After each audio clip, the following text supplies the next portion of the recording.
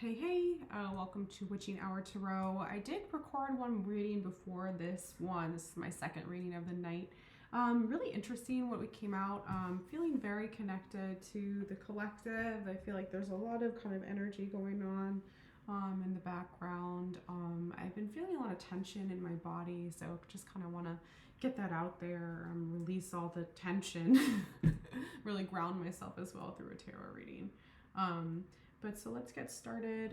Let's see what we have. I did change my decks from my last reading. I typically try to, use a different decks for each reading in particular. So there's some variety. So this is a tarot of sensual magic, sexual magic. It's a really lovely deck. I did shuffle before getting on camera. Here we go. 4 swords. Yeah, so this kind of is a theme of what we had in our last reading. This is a card of rest, rejuvenation, kind of just like, totally kind of like closing the door behind you and just going taking a nap. And wintertime does bring that energy out, I think, in a lot of people. It's definitely kind of a hibernation time. So hibernation here is on the table, someone just kind of relaxing. These are the sensual images are just so interesting. I never really know how to interpret them.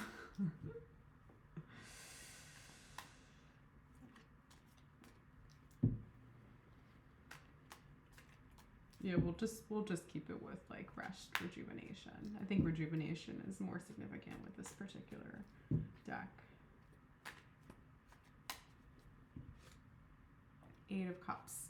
Yeah, so the 8 of Cups is kind of having like fulfilling the social narrative, like having the white picket fence, the rich husband or beautiful wife, happy kids, but then still feeling unfulfilled, still feeling like something's missing, still feeling like you need a little oomph, to your day or to your life, or it's really evident here in this particular card. You can see how she's kind of like turning away from him.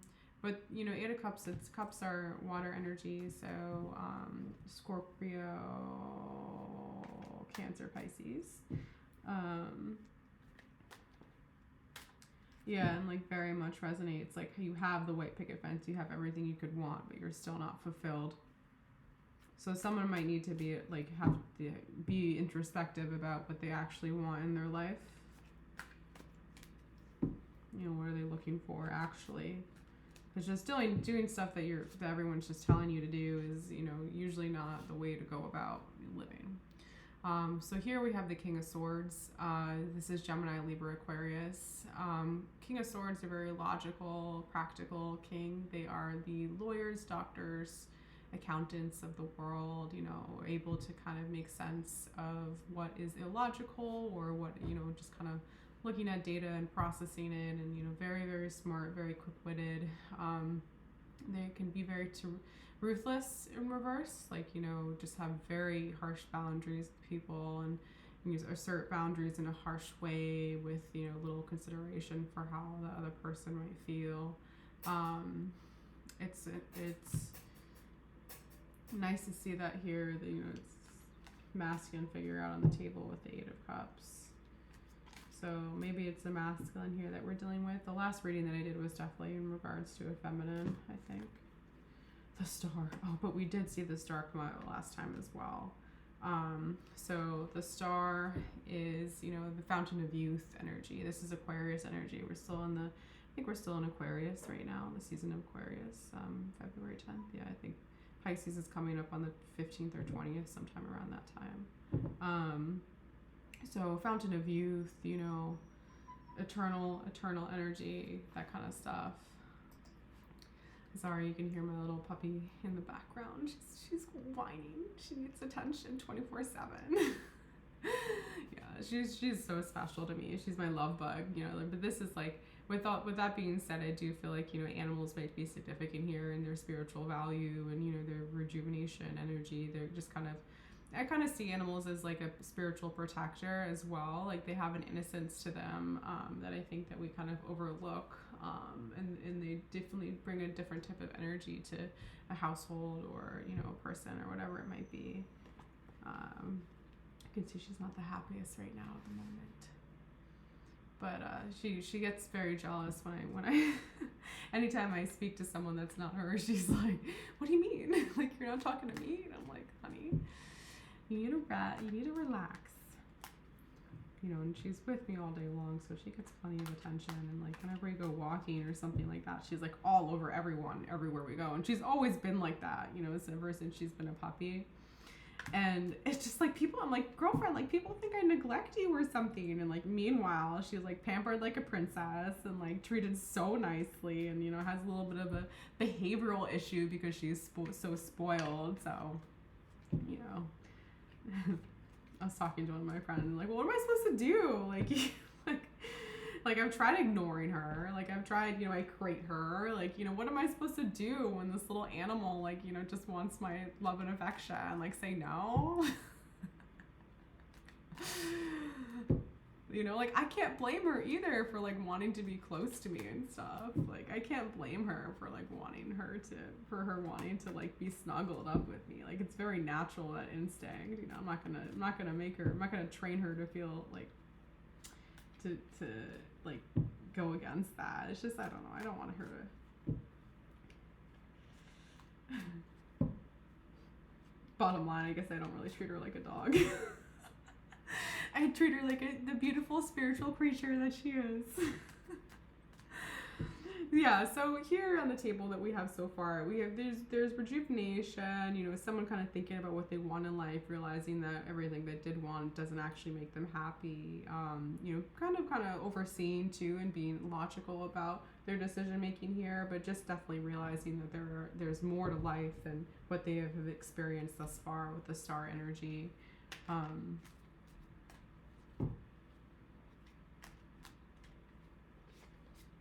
The Empress. Yeah, we actually saw the Empress in my last reading as our theme too. So here again, we have this divine feminine out on the table. So every queen in the deck, the abundance and stability of the Queen of Pentacles, the communication and passion of the Queen of Wands, and you know, the seductressness of the Queen of Wands. She's very sexy. And then we have the EQ and fluidity and flexibility and empathic, you know, psychic abilities as the Queen of Cups. And then we have the boundaries, intelligence, and self-respect of the Queen of Swords. So this also kind of signifies pregnancy. And it's a yes for pregnancy. So we've seen this twice.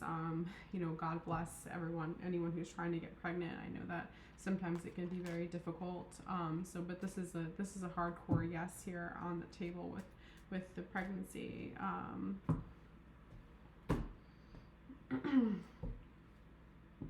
Someone definitely sees, you know, that someone has their eye on someone here.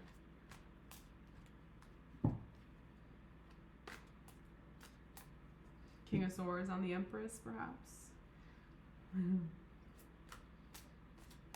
You're saying, like, you also shouldn't take tarot readings. Every energy is very fluid. Like, it's like a river or an ocean, or, you know, it's very fluid. It's constantly changing, constantly also adapting to its environment. You know, it's like always it's always different. So like people take tarot readings literally sometimes, and you really should not take any tarot reading literally. Please do not do that. That's very dangerous when, you know, you're with spiritual communication, and then when you receive spiritual communication, then you act on it. It kind of reforms fate. Like if you ever kind of see, like, or it reinforces the fate in itself.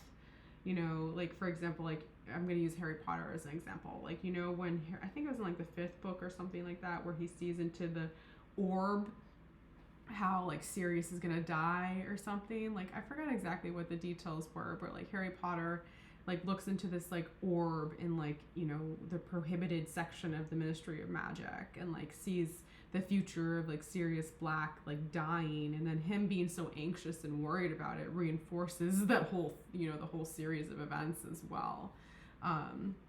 So like my recommendation to you with any sort of spiritual kind of divination, again, I don't experiment in black magic or anything like that. I think it's really bad karma. This is the only form of divination I do. I don't do spell work. I don't do anything like that. I do protection, I am constantly protecting myself and constantly kind of, sending healing energy to those who wish to attack me. But I do that more so in my mind than anything else. I don't actually verbalize anything. So with that being said, like, do not act on it. It is a wait and see approach, spirituality. Like, everything is wait and see, because the way that spirit unfolds, everything's out of your control, so like, even if you try to control the narrative or control what's happening, like, divine timing is out of your control. Like, you have nothing to do with that situation.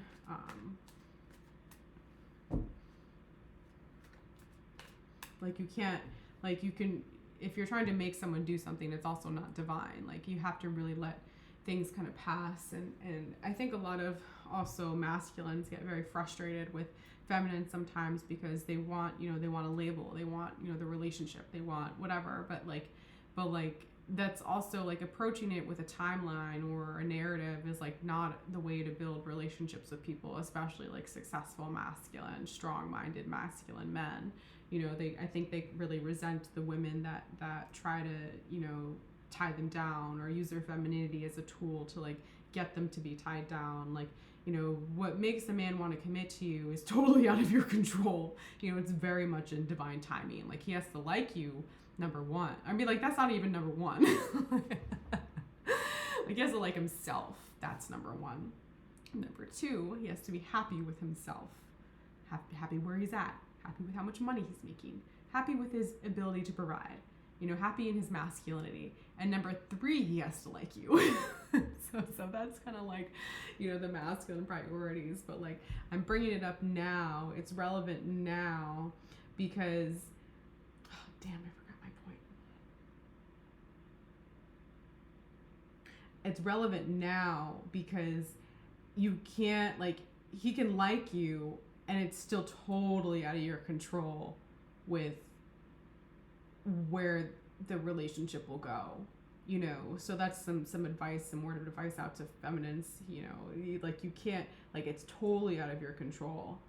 And then life unfolds in mysterious, special ways where, like, someone who you thought you were going to have nothing to do with, 5 years later, your neighbors or something like that, or someone who you wanted nothing to do with, and 5 years later, your neighbors, and it's just like the universe winking at you, or like, running into someone in a serendipitous moment, like as you're walking into a restaurant and they're walking out. Like, things like that happen all the time, especially in small towns and stuff.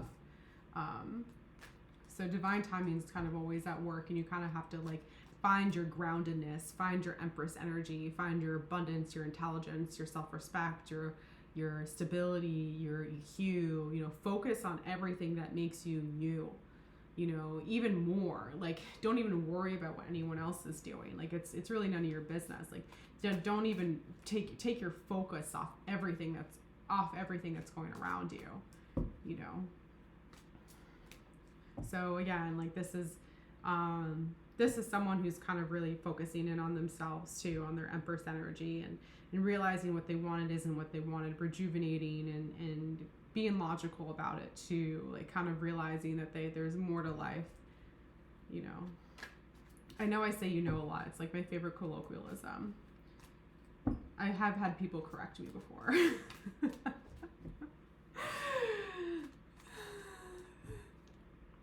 Yeah, I have, like, a weird kind of way of speaking, apparently, and my brother constantly teases me for it, because, like, I'm not really from the north. Like, I'm from the Northeast, but I've spent a lot of time on the West Coast, and I've spent a lot of time up in Vermont and Florida, and so I'm kind of from all over, and, like, I've adapted this weird way of speaking, which I love about me. I love the way that I talk.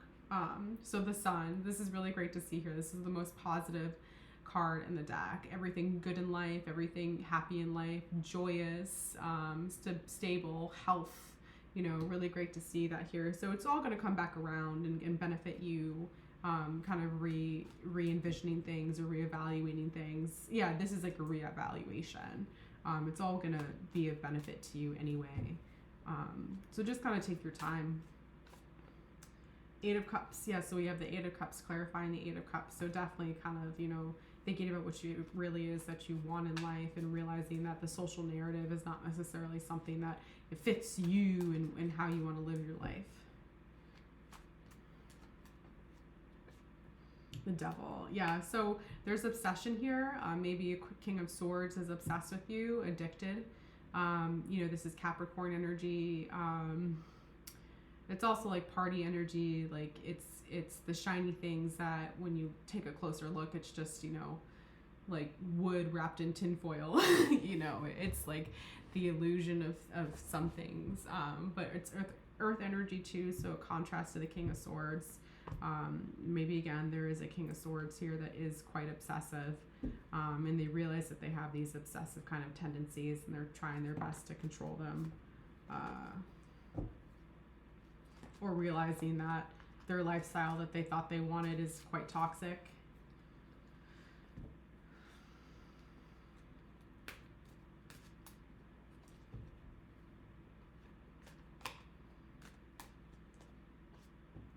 Knight of Swords.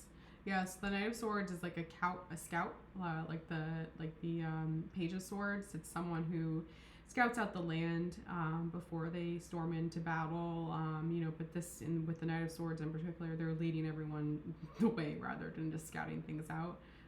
They're scouting and they're leading, so it's definitely someone who's in there learning what their power is, and you kind of see like he's sticking his sword down his throat too. So there's a self-sacrificing aspect to this as well. Kind of the very knightly, with the stars. Maybe someone has been working too hard and kind of passing up on the joys of life, on, the things that make life beautiful, especially with the devil here, kind of being a workhorse. And a lot of men, like, they totally throw themselves into their work because like that's how they find their sense of self and dignity. But it's also how they solve their problems. And it's very neglectful of the relationships around them when you have these issues, and your way of solving it is to just try to make more money, or try to become more successful, or and also like just because you're successful, it doesn't mean that you're not toxic. Like there are tons of toxic successful people, and the thing is too is that toxicity often reinforces toxicity. So like successful toxic people are often surrounded by other successful toxic people.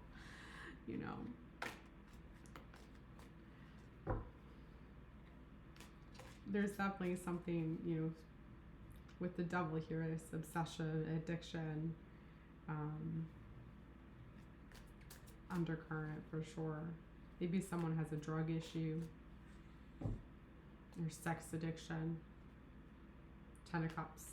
Yeah, so it's great to see this here. This is, the happy family situation, the most joyous situation you can imagine.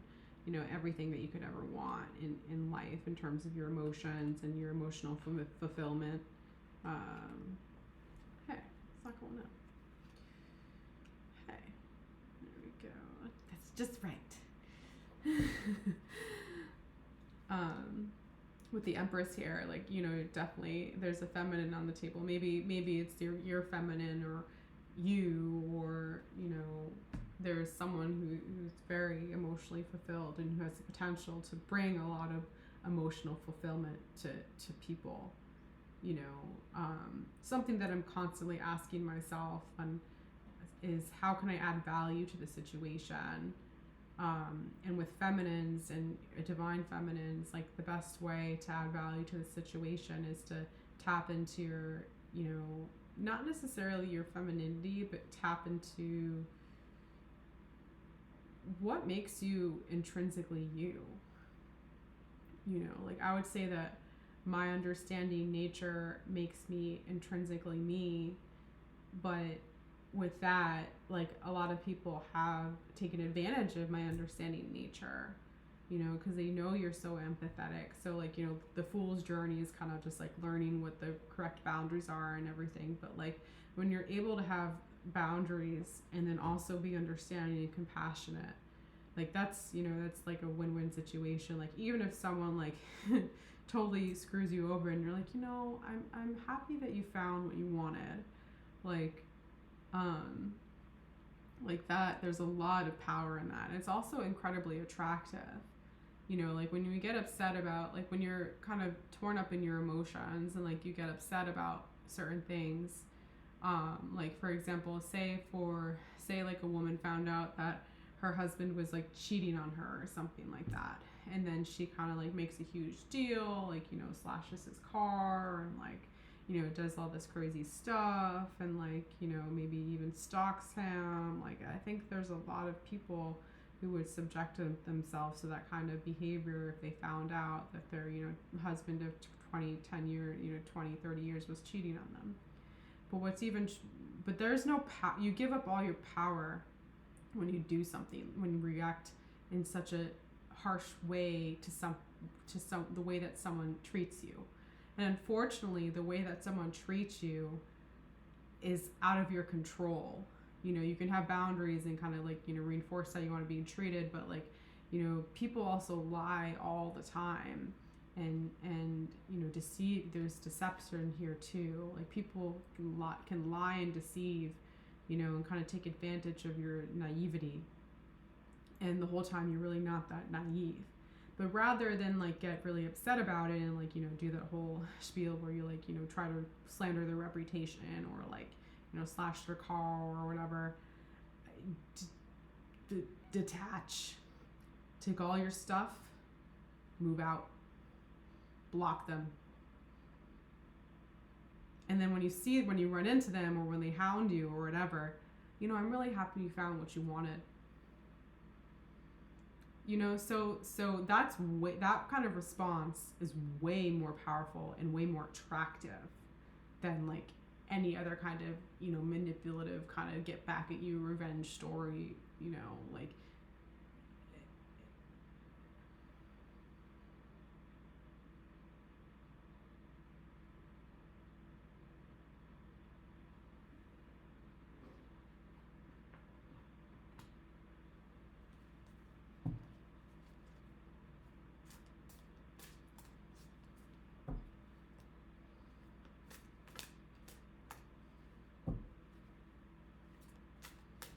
So like as I mature too, like would like to relate myself to the readings just to kind of give some perspective. Like I think a lot of women kind of struggle, like, you know, you read these narratives online where it's like, oh my God, he didn't text me back. Oh my God, he didn't, you know, do this. And like rather be caught up in like what he's doing, or like you have to totally detach from like, who gives a shit what any masculine is doing? Like, you know where it's at. And he's a fool if he doesn't see that. You know, an absolute fool. You know, like the women that like get into like the stalking kind of behavior and like you know, super possessive of their men, like I find those to be very masculine women. You know, like I personally, like I don't like to like whatever. I find those women to be very masculine and very toxic too. You know, but I do think that like scouting things out is way more of a masculine kind of feature. Like I do think that if a man is interested in you, like an older man, an experienced man too, like he will watch you for years before he's sure. You know. And we live in such a fast-paced society that we're not really developing those types of relationships with people. You know, everything's kind of online. Like, you know, I meet, the more people, the older I get, the more people I meet that meet online. And like, there's nothing against it, but like, you know, it's definitely, it kind of just reinforces the toxic behavior of like, you know, relationships are disposable. You know, or like, you know, if you don't like this person, you can find someone else who you like more, when like in reality you're compatible with a lot of people. You know, like you have the potential to, you know, like what it was like 300 years ago, you had the 10 people in your, 20 people in your town and you're engaged to one of them. Like, not to say that that's like a bad way or a good way of living. But just like kind of re-examine, me personally, I really enjoy, like, I can't really connect with the whole online thing. It's very difficult for me to like find, I just can't connect with it. I just don't resonate with it. And I feel like as a job, like I much rather do the things that I enjoy every day, live the lifestyle that I enjoy, and kind of let my relationships develop from there. And even if it's not in like, quote, the right timeline, I much rather live an authentic lifestyle in my authenticity than like try to follow the social narrative because that's what people say I should do. And like, granted, like I've said no to a lot of stuff too. Like I've said no to plenty of people. And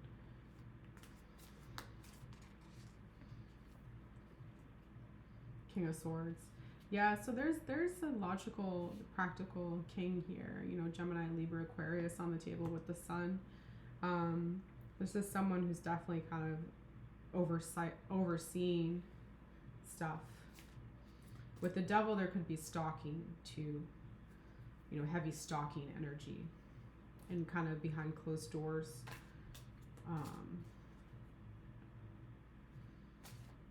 A lot of toxic husbands do that to their wives. They GPS their car. They, put cameras in their whole house. They, like I think protection is one thing, but then sometimes it's control. Like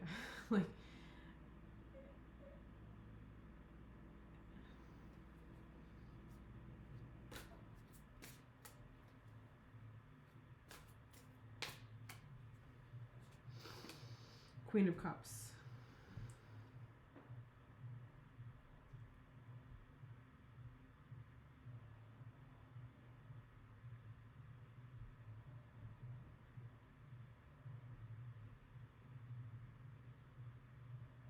Yeah, so there's definitely like, someone who's very compassionate too. The Queen of Cups looks like she's been stuck in a certain situation and very unhappy with it, and kind of reconnecting with her emotions and what she actually wants. And using her 8Q along the way. There's a lot of logic, a lot of practical, like, there's a direct opposite energy with the King of Swords and Queen of Cups. Positivity for sure, like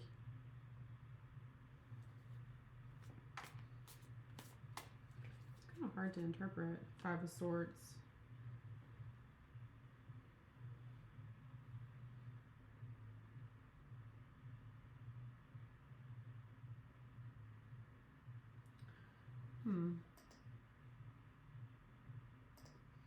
Yeah, so the 5 of Swords is like defeat, challenges.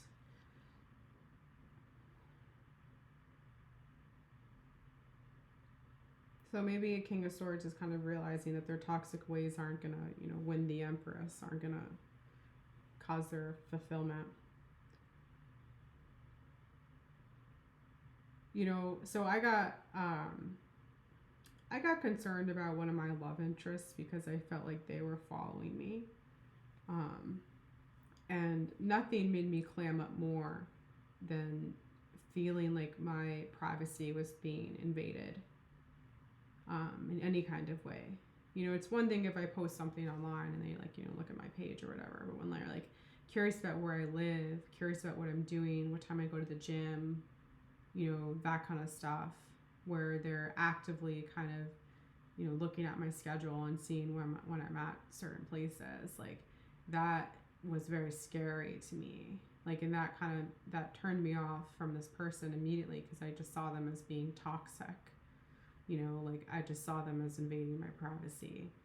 And some masculines don't realize that's how it's interpreted. Like, like some masculines might be like, well, you should feel, so encouraged to have my affection like this. Like, you should feel so, what's the word? You're lucky to have my affection. Like, that's the same kind of person who would say something like that to me. I'm just like, hey, you're invading my privacy. This is my home. This is where I work. you know, and like it also like you have no trust for me. And like that's the thing too, is like when you're a gorgeous, sexy woman, a lot of people project, or man or whatever, people project their insecurities onto you. Like, what do you think I'm doing? Like, what do you think I'm doing? Like, I'm living my best life, and like it doesn't mean I'm like, it just means I'm being stable, walking my dog, you know, taking care of myself, washing my hair, going to the gym.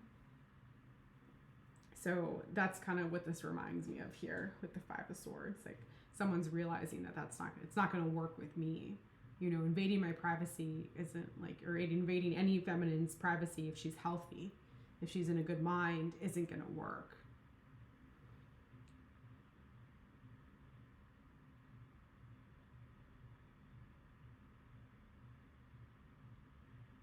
So with the King of Swords here too, it's like there's two of the same masculines, like two of the same signs, a Gemini and an Aquarius maybe. With the Sun here, there's someone's been more introspective. Someone has cooled it a little bit. And then someone here has been the opposite, has been scouting the situation, has been stalking, you know. With the Queen of Swords or Queen of Cups, it's like also there's a feminine on the table who is not happy with their life situation, even that everyone says like, you know, it's everything that they could have ever wanted.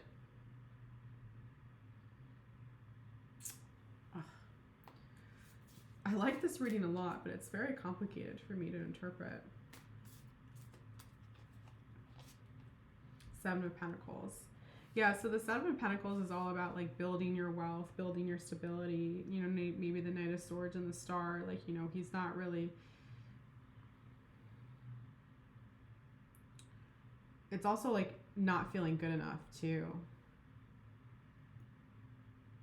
So someone maybe is like in this playful kind of knightly energy where they're, you know, playing tricks still. And tricks are for kids. Not feeling good enough. But then they are, you know, like at the end of the day, like if you were to, like if we all didn't have, you know, our shelter or our jobs or, you know, our modern ways of living, like someone like this, like the Knight of Swords, could survive without modern day kind of ways of living. You know, could survive in the woods, living off the earth, and not everyone has those capabilities or knowledge.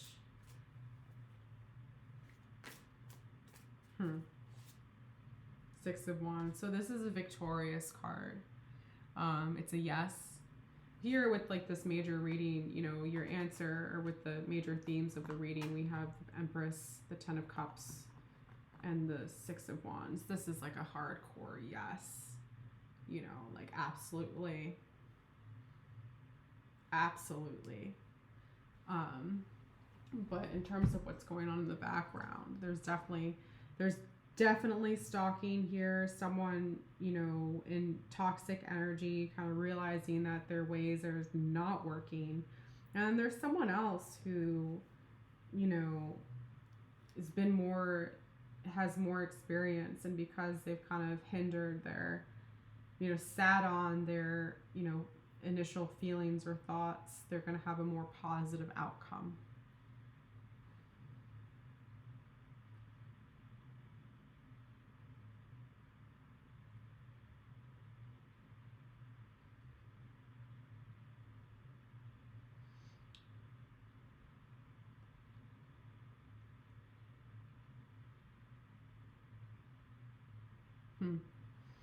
It's a great reading. Yeah, so absolutely yes. Pregnancy is a yes. Emotional fulfillment is a yes. Coming back from battle, you know, being victorious is a yes.